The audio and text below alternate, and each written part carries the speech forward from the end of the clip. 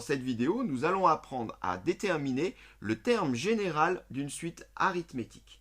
Alors, terme général, on dit également en fonction de n, ou alors même forme explicite de la suite. Je vais expliquer ce que cela veut dire.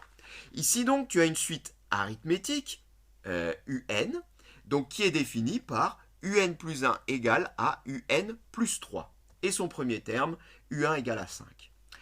Ça veut dire quoi? Eh bien, ça veut dire que un plus 1 est égal à son précédent, puisque j'ai ici un écart de 1, plus 3.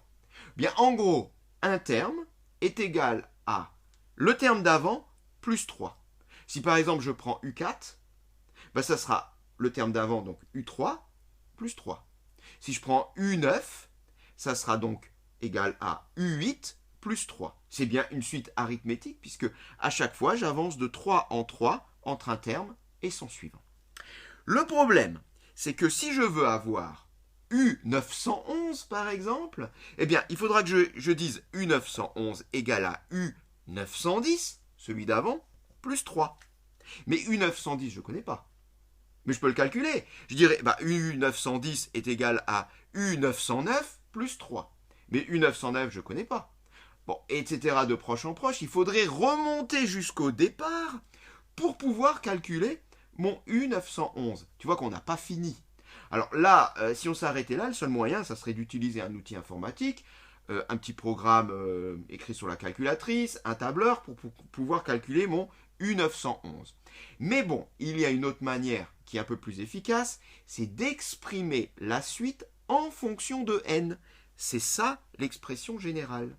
En fonction de n, comme ça, il suffira de remplacer n par 911. Et là, j'aurai directement la réponse.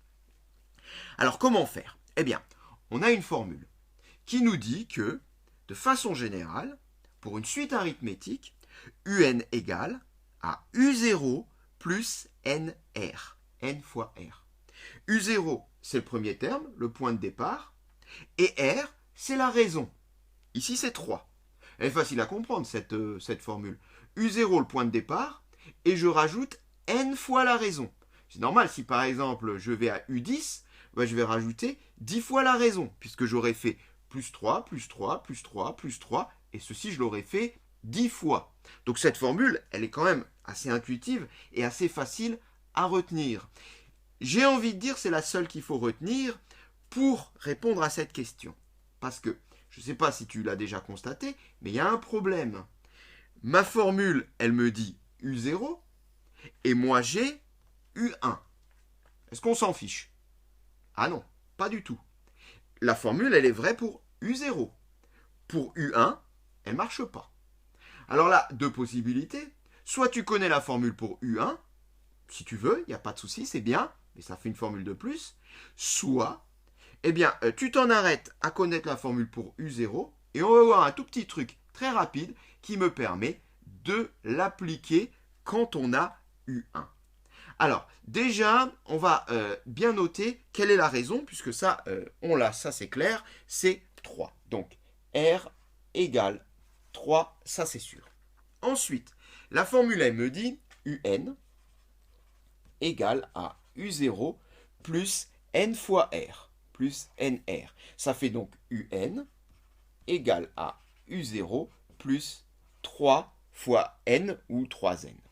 Voilà, j'ai juste échangé la place du R et du N ici avec le 3 et le N.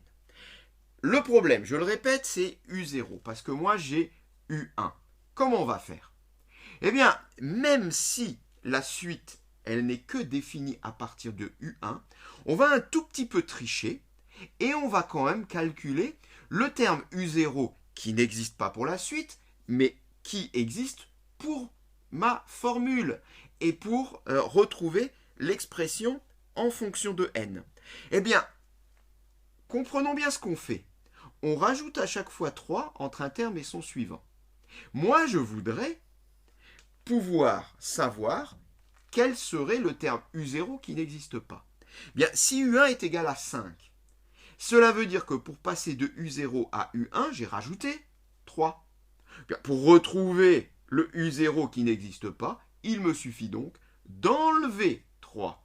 Ce qui veut tout simplement dire que le U0 qui n'existe pas, est égal à 5 moins 3, c'est-à-dire est égal à 2. Eh bien, UN est donc égal à 5 moins 3 plus 3n. Voilà le U0. Je fais marche arrière à partir du U1 pour retrouver mon U0.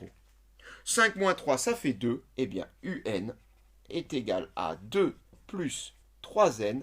C'est l'expression générale de ma suite en fonction de n.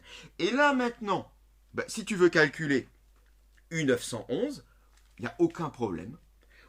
U911 est égal à 2 plus 3 fois 911. Il suffit juste d'effectuer ce calcul et tu auras directement ta réponse. Voilà, cette séquence est terminée.